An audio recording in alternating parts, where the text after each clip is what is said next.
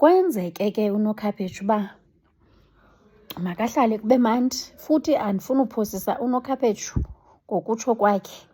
No, Nantsika lo umomkhulu wakhe akho nto imenza uba makazive ingathi ayingomntana walapha.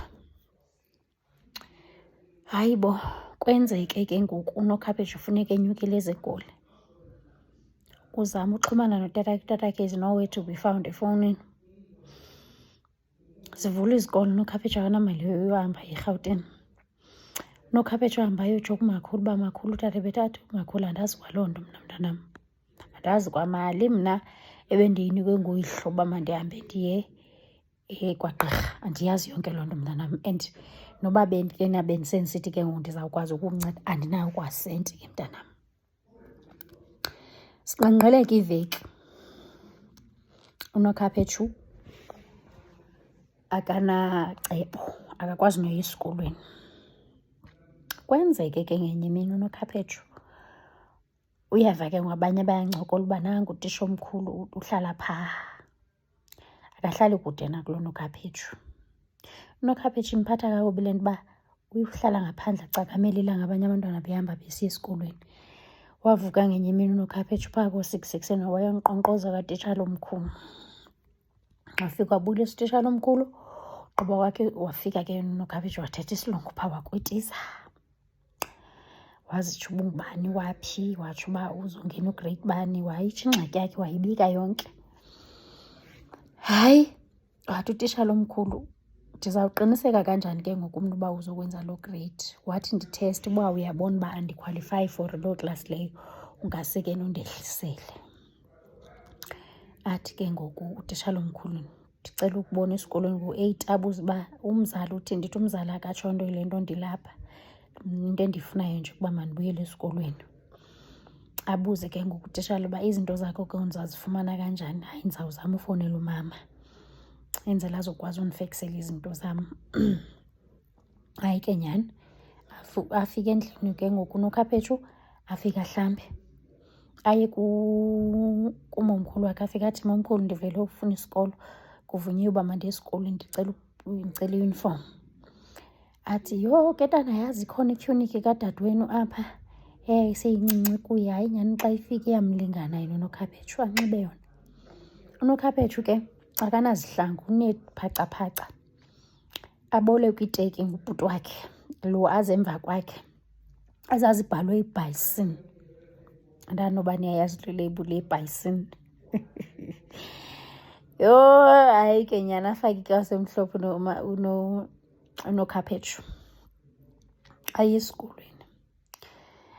Nyhani ke kube mandi, uNokhaphetshu afike aqhelane nabantu, kube rayithi. Ufike athandwe ke ngoku kube nale miss emthandanyana apha esikolweni, and naye uyazama ukuphruva uba I qualify to be here.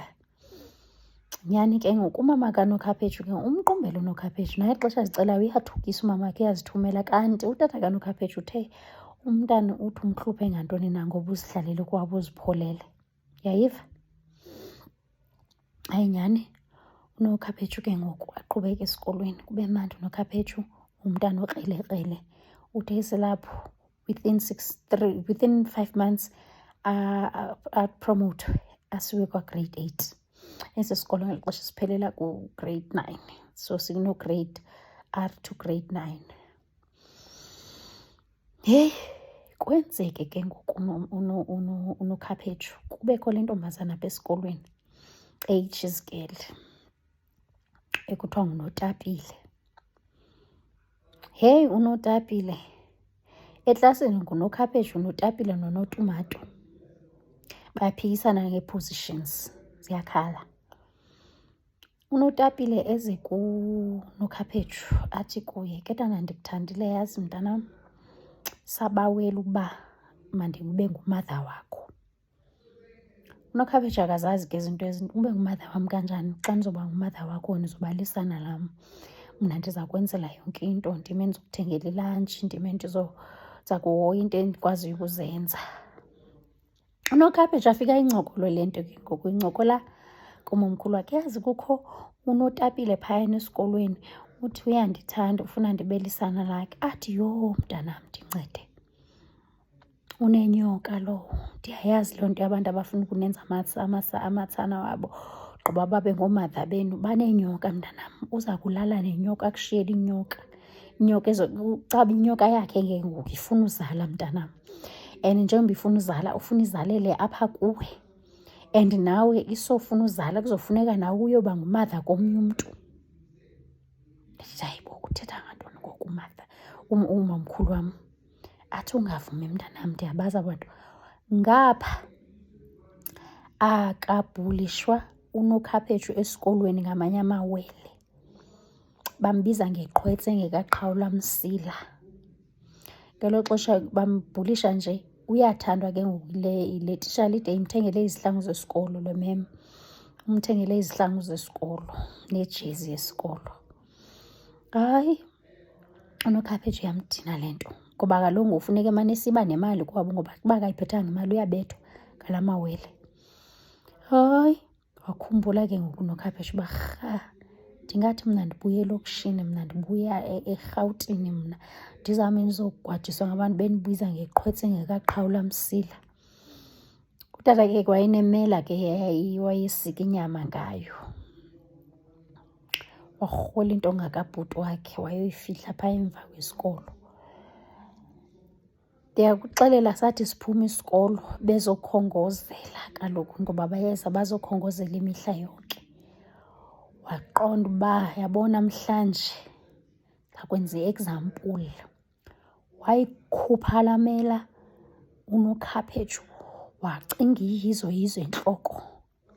Wayikhupha, wayirhola, wayivula, wathatha laa language leyana yakwayizo, wabatshela manje ukuthi yena ubagqabhuza ntontoni. Wakrwela oyi-1, krwela apha engalweni, tsala laa ntonga. Ndiyayazi le nto, amakade ndizenzela imfama ayinatyala, funa ozosondela, yoqhukruzwa yiyo. Sukela loo mini, ngoba wayemekha sure uba uyenza after school wonke umntu, yenzela azoseta i-example uba kungasaphinde kusondele umntu kuye. And wabesetsho uba nipike naphinde nandibiza ngeQhwetse, mna ngizonigcwalisela ngesikele manje, yabo. Wakhuluma isiZulu manje, wabatshela nje ukuthi yena uzobahlanganisela, wakhuluma itsotsi tali kwanyiwa. Yezu Patrick kaNokhaphetshu.